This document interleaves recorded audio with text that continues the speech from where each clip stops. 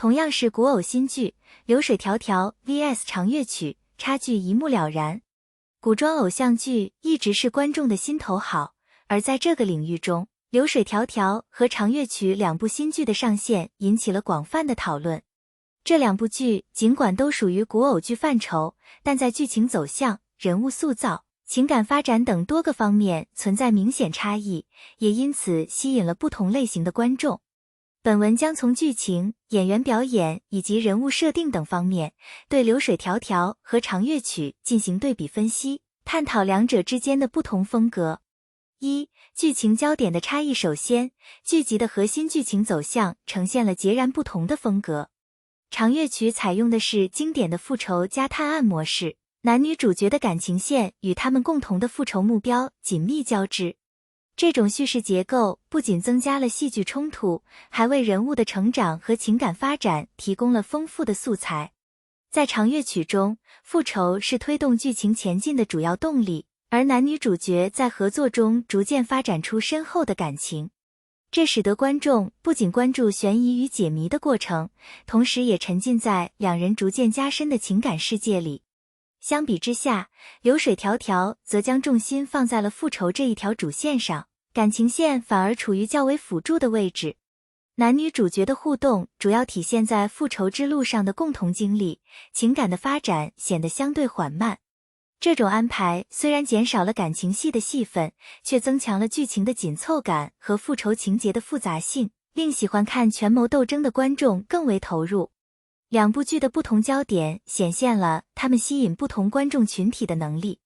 如果观众更偏好情感和剧情并行的古偶剧，那么长乐曲无疑是更好的选择。而对于那些更关注剧情发展，尤其是复仇和权谋斗争的观众，流水迢迢的复仇线条更加符合他们的胃口。二、角色塑造的对比。角色的塑造是古偶剧成功的关键。在这一方面，长乐曲中的男女主角被赋予了更多的个性化设定。男女主不仅各自背负着不同的过去和痛苦的记忆，他们的性格也在剧中展现得淋漓尽致。男主坚毅果敢，女主聪慧机敏，他们的相互依赖与互补性让情感发展显得水到渠成。长乐曲通过探案与复仇的双重推动，将男女主的性格成长和情感升华完美结合，这种立体化的角色塑造吸引了不少观众。而流水迢迢在角色塑造上更注重主人公的复仇动机，人物的情感戏则较为内敛。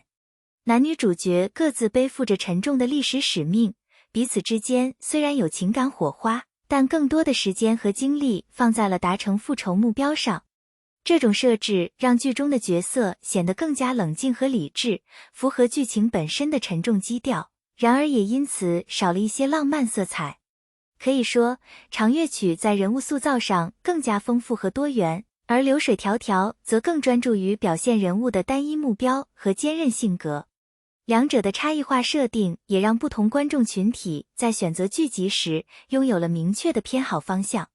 三、演员表演与风格。在演员表演方面，长乐曲和流水迢迢也展现出了不同的风格。长乐曲的演员表演更加注重情感的细腻表达，男女主角之间的互动和情感变化都体现在微妙的表情和动作中。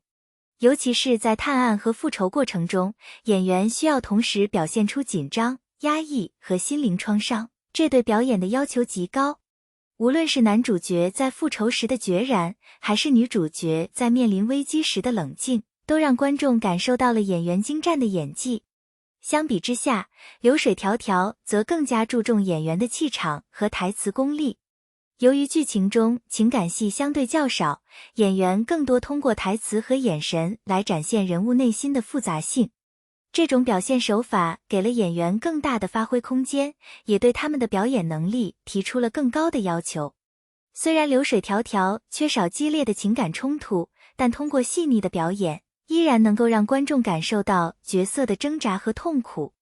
因此，在演员表演方面，长乐曲注重的是情感与剧情的融合，而流水迢迢则更强调通过台词和细节展现角色的内心世界。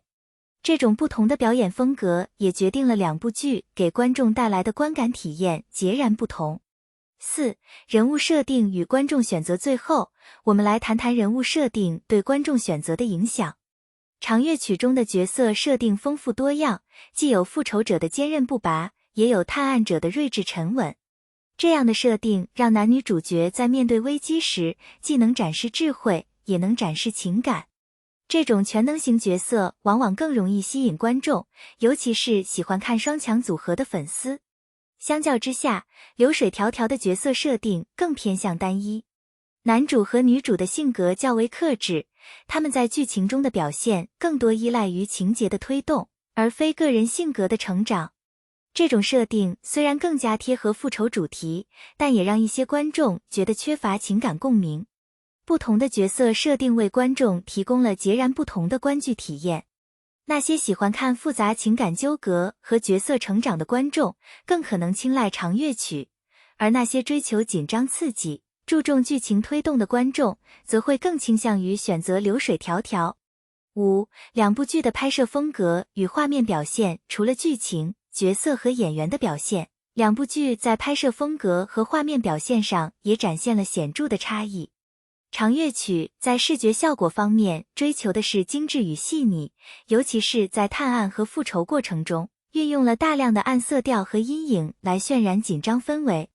每个场景的构图都十分讲究，特别是在一些悬疑情节中，导演通过镜头语言强化了角色心理的复杂性，使得观众能够通过视觉体验到人物的内心波动。这样的拍摄风格让整部剧充满了张力，也增强了观众的代入感。流水迢迢则更多地采用了大气恢宏的画面风格，尤其在复仇的权谋斗争中，场景设置广袤壮观，色彩运用上则偏向于冷色调，凸显了剧中的肃杀氛围。虽然在细节处理上可能不如长乐曲那样精致，但其宏大的场景和恢宏的战争场面仍然吸引了大量观众。尤其是在涉及朝堂斗争和权力游戏的情节中，这种大气的画面风格为剧情增添了视觉冲击力，使观众在欣赏剧情的同时，也能感受到角色身处的巨大权力漩涡。6. 音乐与配乐的比较。音乐与配乐也是古偶剧中不可忽视的元素，两部剧在这方面的处理也呈现出不同的特色。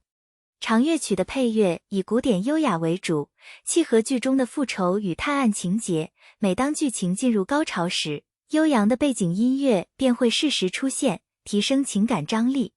特别是在男女主角的感情线逐渐推进时，柔和的配乐更增添了浪漫的氛围，进一步烘托了情感戏的细腻与动人。